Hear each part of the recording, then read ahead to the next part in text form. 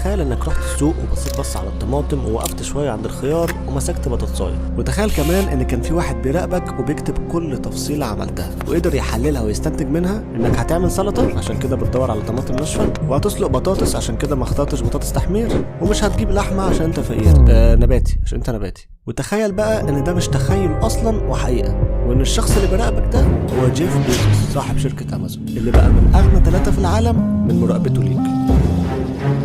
لو فاكرني ببالغ وان مستحيل حد يقدر يجمع كل التفاصيل دي ويستنتج منها نتائج بالدقه دي، فاسمح لي انزلك بالتقيله.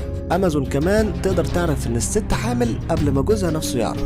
ازاي تقدر تعرف حاجه زي دي؟ وايه هي بالظبط المعلومات اللي عندهم عننا؟ وهل احنا في خطر بسبب كده؟ ده اللي هنعرفه في الفيديو ده، فاعمل لايك وسبسكرايب ويلا نجاوب على الاسئله.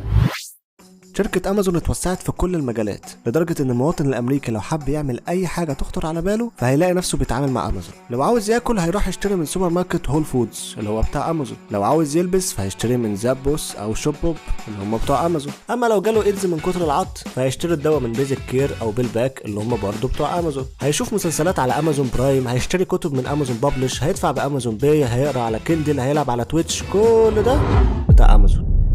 طب ايه المشكلة؟ ربنا يزيدهم كمان وكمان طالما بيدفعوا ضرايب وبيشغلوا الناس. خليني اقول لك ان امازون بتوفر في اجور الموظفين بتوعها لدرجه ان تلت الموظفين اللي شغالين في امريكا بيعتمدوا على بطايق الغذاء الحكوميه، وهناك الايجارات غاليه جدا ومش مكفيه المرتب، فوصل الحال ان في ناس اتشردت. ولما الحكومه فكرت انها تزود الضرايب عليهم عشان يبنوا بفلوسها سكن رخيص للناس، قام بيزوس اتدخل وهدد بالغاء الوظائف.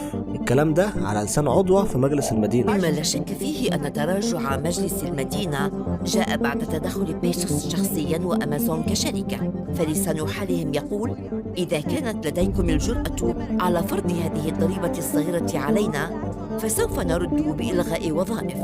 الشركات بتقول مش هنقدر نتقدم غير لما نعرف زبايننا، بس أمازون خدت الجملة دي لبعيد شوية وبقت تعرف زباينهم أكتر ما هم عارفين نفسهم. كاتارينا نوكون ناشطة في حماية البيانات كانت بتألف كتاب وكانت عاوزة تعرف ايه المعلومات اللي بيسجلوها عنها، فبعتت لأمازون تطلبها منهم. القانون الأوروبي هناك بيجبرهم ان هم لازم يبعتوا لها، أخدوا وقت طويل بس في النهاية بعتوا لها اسطوانة. البيانات اللي كانت على الاسطوانة دي لو طبعتها على ورق فهتملى 15,000 صفحة. أمازون مسجلة 15,000 دوسة ماوس هي داستها في خلال السنة اللي فاتت، وكل دوسة ماوس جنبها 50 عمود في معلومات زي الوقت بالثانية والمكان اللي كانت فيه وشركة الانترنت اللي كانت بتستخدمها، تفاصيل التفاصيل، فتحت الموقع من الموبايل ولا البي سي، ولو من الموبايل فهو من الابليكيشن ولا المتصفح، حتى اسم الموقع اللي جت منه الموقع. وخلي بالك البيانات دي اتجمعت من موقع امازون بس، تخيل بقى بقية الخدمات اللي بتقدمها. انت حرفيا متراقب 24 ساعة.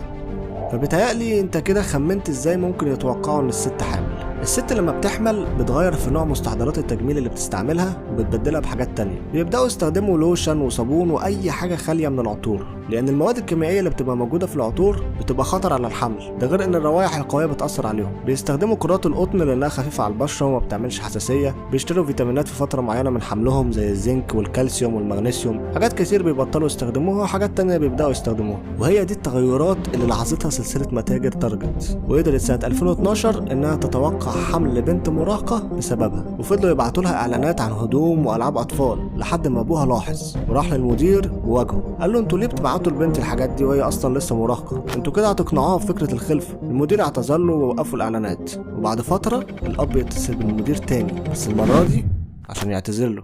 الراجل طلع ضغف وبنته فعلا كانت حامل. انت مش كذاب. برافو. تخيل الكشك اللي تحت بيتكم يعرف ان بنتك حامل وانت ما تعرفش يا كشك. البيانات دلوقتي بقت البترول الجديد، اللي عنده بيانات اكتر هو اللي عنده فلوس وسلطه اقوى.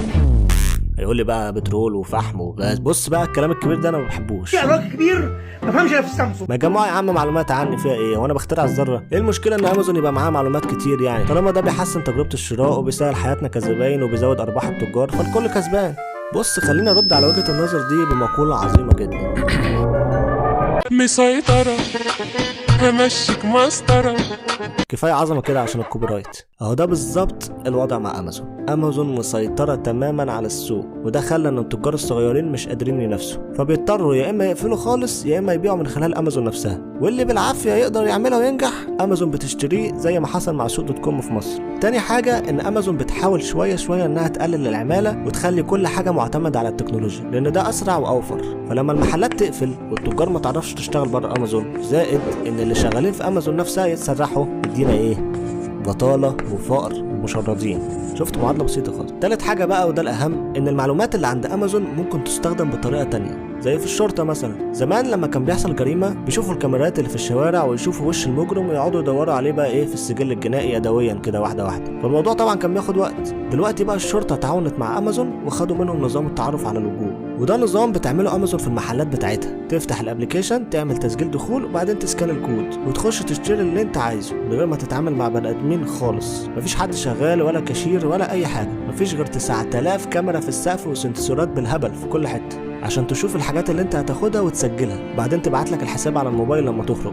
الشرطة بقى خدت منهم نفس النظام ده وطبقوه عندهم بحيث يتعرف على المجرم في ثواني. تحط صورته في الجهاز وهو يجيبه لك من قفاه. لحسن حظهم عندهم حاجات غريبة كده مش عندنا، مش عارف بيسموها حرية، عدالة، مساواة يمكن. علينا أن نلتزم بالقوانين. إذا قال القانون إنه ليس بإمكاننا فعل ذلك، فستقول سياستنا إنه ليس بإمكاننا فعل ذلك. يمكن تغيير القوانين وكذلك السياسات. في سياستنا نلتزم بالقانون، وإذا تغير القانون فسيكون ذلك صوت الناس عندما يقولون إنهم يريدون تغييره. هيجي يوم ونعيش في عالم بنصحى فيه على صوت أليكسا وهي بتفكر الست بأسبوع الحمل وبميعاد الدكتور، وتقوم تغسل سنانها بمعجون أمازون وتشرب كوباية لبن أمازون وتركب عربيتها الأمازون، وهوب تلحق نفسها قبل ما تخبط البقرة اللي مربياها أمازون عشان تروح للدكتور اللي يطلع هو كمان شغال في مستشفى أمازون. لو فاكر إن الحياة كده هتبقى أحسن وأسهل فأنت غلطان، لأن اللي معاه كمية المعلومات والقوة دي يقدر بعد كده يتحكم في شعب كامل، يحدد قراراته ويغير اهتماماته، يسلب من إرادته وقدرته على الاختيار. بس قبل ما ده يحصل خليك انت صاحب القرار، واعمل لايك وسبسكرايب، واشوفك في الفيديو الجاي.